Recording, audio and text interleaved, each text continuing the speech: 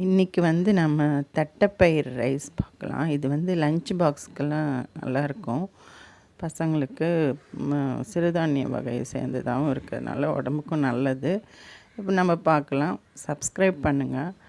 எண்ணெய் ஊற்றிட்டு பட்டை லவங்கம், வெங்காயம், இஞ்சி பூண்டு பேஸ்ட்டு, புதினா, பச்சை மிளகாய் இதெல்லாம் போட்டு நல்லா வதக்கிட்டு, தக்காளியும் போட்டு வதக்கிட்டு இந்த ஊற வச்ச தட்டைப்பயிரை சேர்த்துக்கலாம்.